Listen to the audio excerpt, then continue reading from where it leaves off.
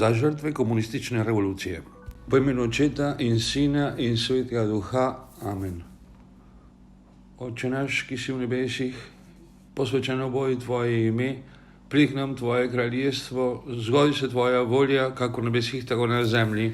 Daj nam danes naš vsakdanji kruh in odpusti nam naše dolge, kakor tudi mi odpuščamo svojim dolžnikom, in ne vpelji nas v skušnjavo, temveč reši nas hudega. Zdravo Marija, milosti polna, Gospod je s teboj, blagoslovljena si med ženami in blagoslovljen je sad tvojega telesa, Jezus. Sveta Marija, Mati Božja, prosi za nas grešnike, zdaj in ob naši smrtni uri. Amen. Gospod, daj jim večni mir in pokoj, In večna luč naj jim sveti. naj počivajo v miru. Amen. V imenu Očeta in Sina in Svetega Duha. Amen.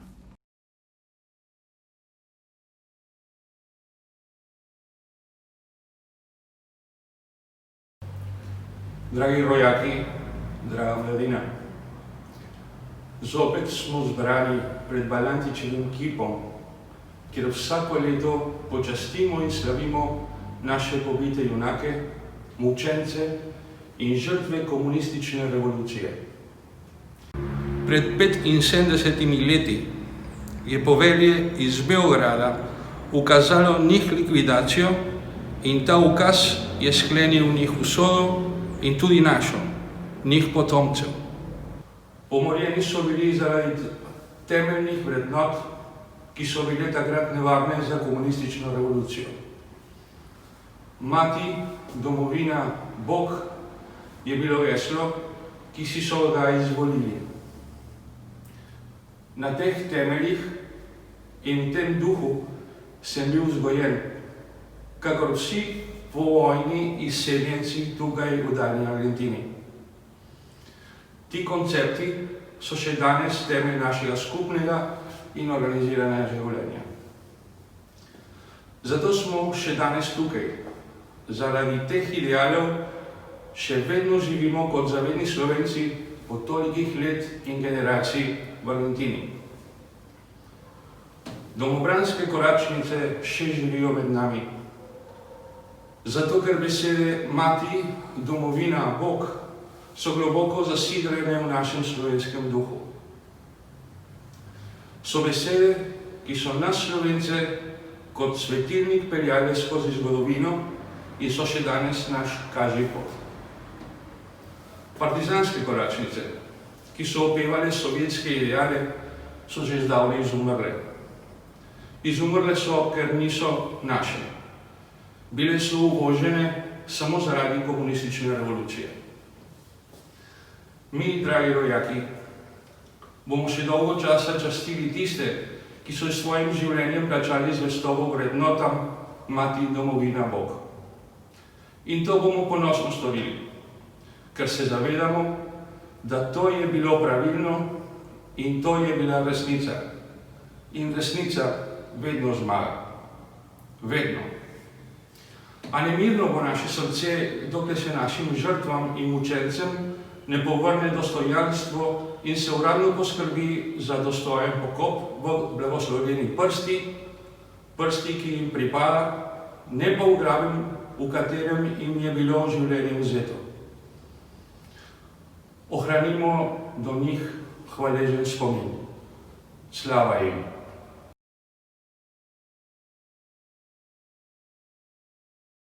Najprej lep pozdrav vsem rojakom v Argentini, meni dragim, kot tudi vsem Slovencem po svetu in v domovini, absolutno, pa tudi državljanom Slovenije. Tako, dežela pred letom 1941, Kraljevina Jugoslavija in znotraj nje Dravska Banovina, kjer so živeli Slovenci, je bila najbolj razvita dežela v takratni Jugoslaviji. Seveda jo je močno udarila tudi ta kriza po prvi svetovni vojni, ko je velik del Slovencev ostal izven matične domovine. Koroška je pripadla Avstriji po plebiscitu, po Rapalski pogodbi Primorska žal Italiji, tako da je bila ta travma izgube narodnega ozemlja kar velika, ampak so Slovenci držali skupaj, se tudi ekonomsko zelo okrepili, bili nekoliko šokirani ob teh uzancah beograjske čaršije, kot se je reklo, beograjske politike, ki je bila balkanska, ki ni bila recimo na tej ravni, kot so bili prej vajeni iz ranke Avstrije, ampak se je dežela se je Dravska Banovina, kot se je imenoval ta slovenski del, dobro držala, imela je urejeno upravo, bilo je kulturno življenje na visoki ravni, ustanovila se je univerza, bile so svobodne volitve v tistih razmerah, kolikor so bile, veljala je svoboda medijev, tudi nekdo, ki je bil nasprotnega mnenja ali pa popolnoma nasprotnega mnenja, je lahko objavil to svoje mnenje, ni bilo nobene diktature v tem smislu. Gospodarska kriza je zelo udarila takrat cel svet in z nekim zamikom tudi takratno Jugoslavijo in Evropo, vendar tam v drugi polovici 30. let, tam bi rekel po letu 34, 35, 36, se pa začne tudi neka ekonomska prosperiteta, tako da poglejte, takratna Dravska Banovina, ne da bi jo idealizirali, ampak je dosegla že 80% standarda takratne Avstrije.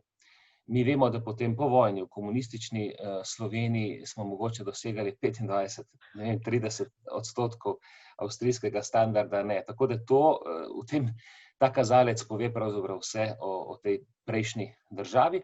Bilo je pa relativno zapleteno politično življenje takrat,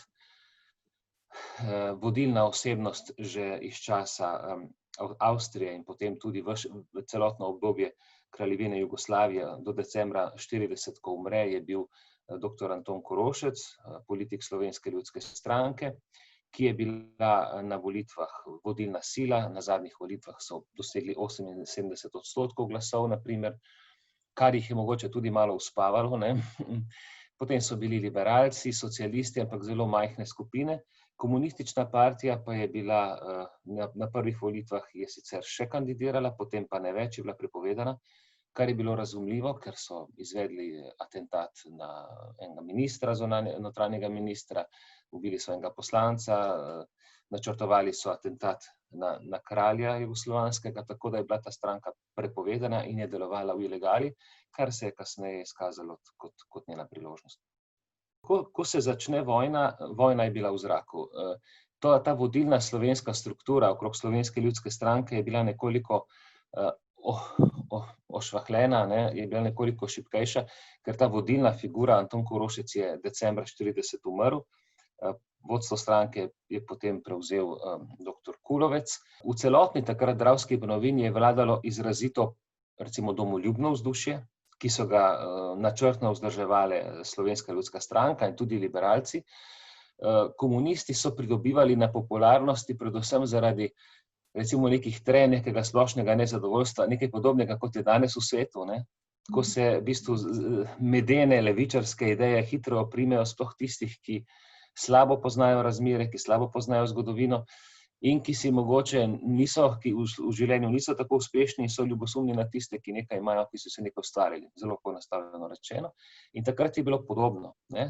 Kljub temu, da so bili komunisti prepovedani in malo številni, ampak se te njihove ideje vendarle skozi stranska vrata marsikje pojavijo, tudi na univerzi, tudi recimo Jugoslovanska strokovna zveza je bil močan sindikat, sprva katoliški, ki ga v bistvu kasneje, tik pred vojno, bolj ali manj obvladujejo že komunisti, no.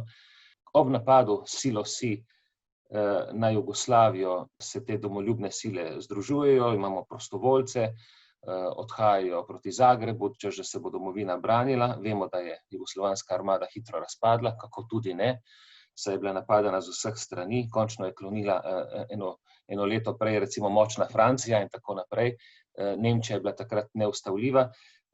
Takratni ban Dravske Banovine, Marko Natlačen, je ravno zaradi te travme po prvi vojni, ko so bile slovenske dežele razkosane, je poskušal doseči, da bi Slovenijo okupiral samo en okupator. V tisti zmedi so mislili, da je mogoče bolje, da so to Nemci. On je bil namreč Primorec, Vipavske doline in je menil, da so Italijani še slabši. Ampak seveda slovenskega življa takrat niso jemali resno in tudi bana Natlačena ne, Nemci so ga ignorirali, tako da je Slovenija znova razkosana takrat. Ta osrednji del z Ljubljano in južno Slovenijo, z Belo krajino, Dolenjsko, Notranjsko zavzamejo Italijani in ustanovijo Ljubljansko pokrajino in jo priključijo Italiji. Ta severni del, Gorenjsko, Štajersko, zasedejo Nemci. Ta skrajno vzhodni del, Prekmurje, pa Madžari. En droben pas, sicer v okolici Mokric, to je južna Slovenija, kaj ne rečem, 6 vasi pa so zasedli celo Hrvati, ki so takrat ustanovili svojo marionetno fašistično tvorbo neodvisno državo Hrvatsko, ki do Slovencev in do Slovenije nikakor ni bila naklonjena. Slovenci, kot se očita, nismo imeli takrat recimo privržencev ali pa oboževalcev nacizma. Smo bili mogoče ena redkih nacij, ki je glede tega čista, kljub temu, da se očita to in ono.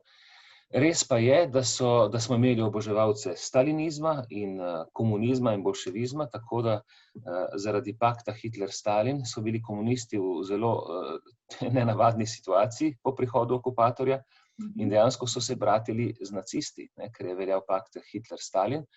Tako da imamo poročila o skupnih praznovanjih 1. maja leta 1941 komunistov in pa Nemcev v Mariboru, v Hrastniku. Pač pa prve te vojaške organizacije ustanovi ta tradicionalni tabor, kot bi rekli. Slovenska ljudska stranka ustanovi Slovensko legijo, liberalci ustanovijo Sokolsko legijo, potem je obstala še Soška legija in tako naprej, ki so evidentirale svoje moštvo. Bila so celo neka skromna izobraževanja vojaška, mladih, ki še niso bili pri vojakih, niso se pa odločili za oborožen odpor, ker je prevladalo prepričanje, ampak to po kontaktih z begunsko vlado, ki je po napadu na Jugoslavijo se umaknila in je bila v Londonu, da je treba varovati človeška življenja in da naj do oboroženega upora pride v trenutku, ko se bodo fronte približale slovenskemu ozemlju. To, da bodo zavezniki na koncu zmagali, o tem ni dvomil nihče v tradicionalnem taboru. Se pravi, tle ni šlo za nikakršno simpatijo do Nemcev. Zdaj, tukaj v tej ljubljanski pokrajini se skoti pravzaprav največji problem, da revolucija prva udari. Italijani so se, za razliko od Nemcev in pa na Štajerskem in Gorenjskem, ko od prvega trenutka, od prve ure nastopijo izrazito brutalno, zapirajo in izganjajo slovenske duhovnike, profesorje, vse domoljubne ljudi, intelektualce, praktično obglavijo prebivalstvo na ta način, naredijo množični program izseljevanja Slovencev v Srbijo, na Hrvaško, v Nemčijo in tako. Italijani se odločijo za drugo taktiko, na videz zelo blago, kljub temu, da niso imeli dobrih namenov Slovenci, to vemo, ampak je takrat z nekih prestižnih razlogov Mussolini rekel, prihajamo v tuje rodno deželo in bomo spoštovali tam običaje, in v resnici, bomo rekli, za navadne ljudi se ni spremenilo nič. Prve mesece vojne, recimo, to je narejeno na bazi uradnih podatkov žrtev v Republiki Sloveniji med drugo svetovno vojno in po njej, ki jih je 100 000, in je dokazano sedaj prvič, da se z vidika običajnih ljudi tukaj v osrednji Sloveniji vojna ni začela aprila 1941. Okupator italijanski pride, bili so, dobro, ponekod so seveda kradli kokoši, ponekod so jih kupovali in maslo in tako naprej, ampak za ljudi se ni spremenilo veliko. Seveda jo oblast so prevzeli, uvedli so italijanščino v šole, vendar strudili so se, da gre kulturno življenje naprej. Kot sem rekel, niso imeli dobrih namenov, ampak za ljudi se ni veliko spremenilo, zelo so se trudili tudi z oskrbo prebivalstva, da bi dokazali, kako dober okupator so. Imamo obdobje recimo od aprila, maja, pa do sredine junija, do 22. junija natančno, obdobje v tej osrednji Sloveniji relativnega miru, kljub okupaciji.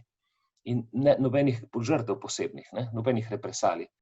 22. junija 1941 pride do točke preloma, ki je v tem simbolnem smislu, kar se je kasneje zgodilo, veliko bolj pomembna kot 6. april, napad na Jugoslavijo. Namreč takrat Hitler prelomi zavezo s Stalinom in napade Sovjetsko zvezo. Tako so se komunisti ne po lastni zaslugi, ampak malo paradoksalno rečeno po zaslugi Hitlerja, znašli na strani proti hitlerjevske koalicije, ker prej so bili na strani hitlerjevske koalicije, tako rekoč. No, in v tistem trenutku, ko so Nemci seveda začeli gaziti po Sovjetski zvezi in zelo hitro napredovali, istega dne je Kominterna, to je bila krovna organizacija komunistov po celem svetu, s sedežem seveda v Moskvi, v Rusiji, je zaukazala takojšen oborožen odpor, kjerkoli je mogoče. In istega dne, ko Kominterna to zaukaže, torej istega dne proglasijo oborožen upor proti okupatorju tudi slovenski komunisti.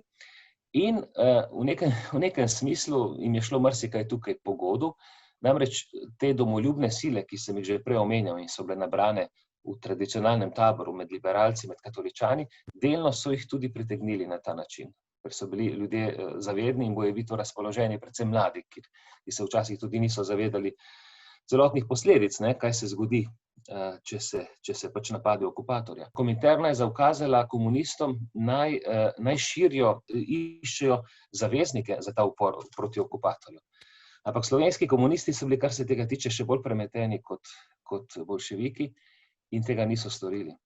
Niso storili zato, ker so rekli, če bomo mi pritegnili domoljubne sile, ki so številčnejše z ostalih političnih struj, bomo izgubili prevlado.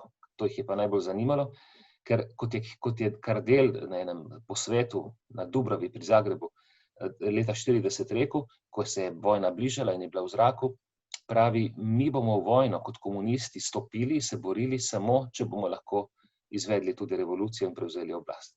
Zelo hitro, praktično od vsega začetka, komunistične ali pa revolucionarne represije usmerila v domače civilno prebivalstvo v tej ljubljanski pokrajini.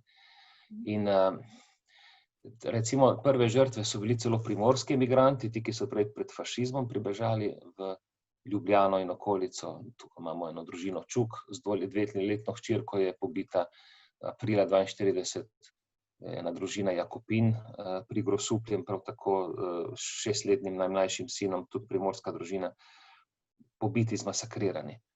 Dolgo časa se noben upor proti temu ravnanju ni zgodil, tudi zaradi katoliške narave Slovencev. Tukaj, ko se instrumentalizira cerkev, ker je bila po vojni za oblast še najbolj nevarna, ker je ohranila svojo organizacijo in se je demoniziralo in pripisovalo organiziranje proti revolucije. Dejansko je cerkev z eno svojo tako pacifistično vlogo in mučeniško, celo zavirala pravzaprav upor proti partizanom. Kasneje, seveda, ko ni bilo drugega izhoda, je bilo drugače. In zanimivo je to, tudi kar je bistveno, tudi za to, kar vaši stari očetje in prastari očetje dobro vedo, da so se po tem pobijanju, ki ga tukaj številčno pokažemo tudi v knjigi, da ko vidite, da pade, 7-krat, 8-krat več pobitih neoboroženih Slovencev, tudi žensk in otrok, kot pa okupatorjevih vojakov, kakšna osvobodilna vojna to je. In v nekaterih krajih, v tistem trenutku je v nekem smislu odpovedala tudi seveda predvojna struktura Slovenska ljudska stranka, je bila ukleščena. Sicer Lambert Ehrlich je okupatorja zelo napadel 1. aprila 1942, ker je okupator začel streljati talce tudi, ne? In so se za te talce katoličani, katoliški škof Rožman in Ehrlich in ostali zelo borili, pisali v Vatikan, so se borili za vsako človeško življenje na začetku. In Ehrlich zahteva od italijanskega okupatorja, da poskrbi za red in mir, kar okupator po mednarodnem pravu mora, ali pa dopusti, da se ljudje oborožijo in branijo sami. Seveda je dr. Lambert Ehrlich 26. maja postal žrtev atentata komunistov v Ljubljani. Komunisti so v bistvu sistematično ubijali vse voditelje slovenske legije tudi, ki so bili v nekem smislu konkurenčna organizacija. Prvega že Fanovša Emerja že decembra 1941, ki je organiziral upor proti okupatorju, vendar na široko. Bili so izredno pretkani in brutalni in to, kot sem rekel, to nasilje usmerjali proti domačim ljudem, ne le v Ljubljani tudi pade okrog 100 ljudi, takrat imamo natančne podatke po mesecih, kako se to dogaja, ampak tudi na podeželju, ker prihaja do teh umorov, recimo uglednejših ljudi, pa tudi vaške revščine, tudi beračice so pobijali, kajžarske hčerke, neverjetno, in včasih cele družine. In tako da pride do spontanih uporov v nekaterih vaseh proti partizanom, pravzaprav v tem smislu vaških straž, kot se reče, ne bomo dopustili, da prihajajo ropat naše premoženje, da nas nadlegujejo, ubili so nam tega in nekje, ker so bili bolj agilni, so se začeli organizirati. Se pa te vaške straže, takoj jih napadejo partizani, takoj jih uničijo, pravzaprav vse, razen te v Šentjoštu, ki zelo opogumi potem tudi ta protirevolucionarni tabor, da začne potem sistematično organizirati vaške straže po celi Sloveniji in to se razmahne do številke 6000 vaških stražarjev, ki pa niso bili ofenzivno usmerjeni proti partizanom, ampak so bili namenjeni varovanju svojih vasi. Zdaj, glej, kakšna je bila tukaj dilema. Tudi recimo mož infantov v Šentjoštu, ki so se vsaj od maja meseca 1942 skrivali v gozdu, ker so partizani prihajali na njihove domove, spraševali po očetih in je bilo nevarno, da se komu kaj zgodi, ker so vedeli, kaj se dogaja. Rekli so tako, če smo mi, in so seveda tudi rekreirali, kot se je reklo, ropali njihovo premoženje. Rekli so, mi sicer tukaj čuvamo v gozdu lahko svoja življenja, bili so že oboroženi, ampak naš namen je čuvati naše vasi. Če bomo mi šli v vas z orožjem, nas bodo preganjali partizani in Italijani. Zato je potem prišlo do te pobude ali pa prošnje, pravzaprav, najprej zelo prikrito, z prošnje Italijanom, da dovolijo to oboroženo vaško stražo. Italijani, to so posamezni primeri zelo različni, so to le s težavo naredili, kjer pride do recimo nekih napadov ali pa streljanja na prihajajočo italijansko vojsko pred temi vasmi strani partizanov, se potem Italijani v tej vasi maščujejo in streljajo talce. In to so apokaliptične zadeve, predvsem recimo v Loški dolini, na Bloški planoti. Vaša starejša populacija to ve in to so grozljive stvari.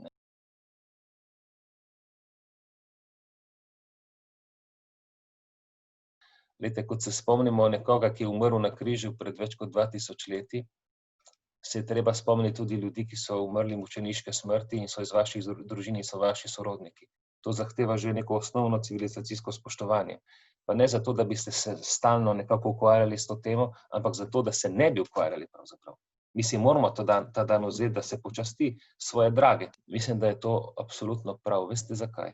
Tudi zdaj, ko gledamo po Sloveniji, še bolj pa po svetu, te trume, ki protestirajo, ki uničujejo spomenike. Jaz mislim, da po večini ne gre za hudobne ljudi. Seveda tisti, ki jih vodijo, že vejo, zakaj gre. Ampak gre za nevedne. In veste, nevedne v tem smislu, da ne poznajo zgodovine. Rušijo spomenike eminentnim ljudem, ki so veliko ustvarili v življenju, postavljajo pa spomenik Leninu, naprimer. Sedaj v Nemčiji. To je grozljivo. In to lahko delajo samo tisti, ki so nevedni. Mislim, da je treba to izročilo prednikov tudi o teh dogodkih ohranjati, tudi zaradi neke prevencije, da se kaj podobnega ne bi zgodilo. Kot kristjani pa smo dolžni spoštovati svoje mrtve. Dolžni, to se tako čudno sliši. Ampak ja, to je dolžnost, celo lepa dolžnost.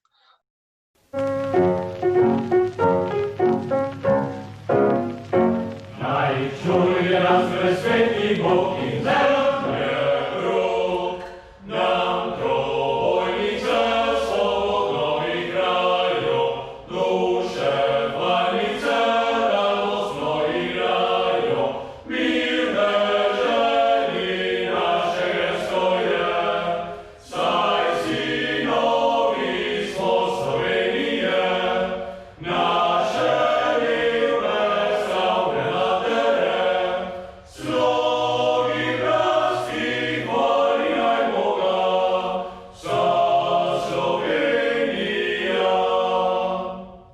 Saj sinovi smo Slovenije, naše lepe slavne matere, slogi bratskih valjaj Boga, vsa Slovenija. Oj, mučenci naši, vi studenci Božji z vodo živo. Vi stebri mogočni, nezrušljivi novega rodu. Vi, kresovi sveti, plameneči nam neugasljivo. Vi, nebeški vogelniki, temelj novega zidu. Vi krvi semena plodna, vržena na našo njivo. Vi, nepremagljivo močni stolpi brevnega zidu. Vi, junaki, ki napeli prvi vojno ste tetivo. Vi, vojščaki večne slave, ki ste v smrt šli brez strahu. Vi, težaki, ki opravili ste delo nezmotljivo. Vi, svetilniki nebeški, v dneh peklenskega mraku. Vi, glasniki nove dobe, veka varnosti, miru. Vi, mejniki pravi, ki ste izravnali mejo krivo. Vi, vodniki nevenljive cene našega rodu. Vi, drevesa plodovita z blagrom zdravega sadu. Vi, vrtnari, ki ruvali vnetoste osad koprivo. Vi, klicari Božji, pot izmot kazoči nezmotljivo. Vi, stražari zvesti vsega, kar pripada nam, Bogu. Ko vsi vrelci vodosuhi, še nas boste napajali. Ko vse stebre čas bo zrušil, boste vi še trdno stali. Ko vsi zublji bodo mrtvi, boste vi še plapolali. Oj, mučenci naši, vi, ki z venci muk ste šli v življenje. Vi ste nas budili, ko med nami zabesnel je boj. Vi kot plamenice vžgali naših src ste plat hotljenje. Vi ste silo zgleda trgali z nas za rojem roj. Vi ste šli pred njim, ko narod stopa v noč je in trpljenje. Vi izpričali ste, da le žrtve zmage so pogoj. Vi, pognali v odločilni višek dveh svetov, ste trenje. Vi, z močjo nadzemsko strli ste prevrata blazni stroj. Vi ste pravo pot izbrali v narodno osvobojenje. Vi, s krvjo, ste podpisali in oteli naš obstoj. Vi z junaško smrtjo ste zavrli naš pogin, razkroj. Vi, poroštvo, ste za naše zmagoslavno prerojenje. Vi, v navalu zla, laži in zmed, ste bili njihov boj. Vi, rešili naših dedov, ste posest in plodni znoj. Vi, visoka kupna cena ste za naše odrešenje. Vi, v ugaslih srcih, užgali ste po Bogu hrepenenje. Vi ste svetla, ravna cesta v našo srečo in pokoj. Ko vso slavo razveljavil čas bo, boste še sloveli. Ko bo vsak zaklad brez cene, boste ceno še imeli. Ko pa čas bo Bog ustavil, boste v večnosti živeli.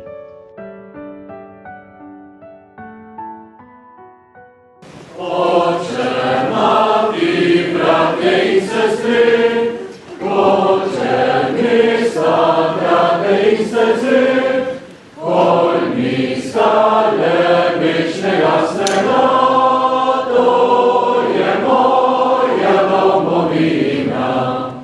Zdrava moja domovina.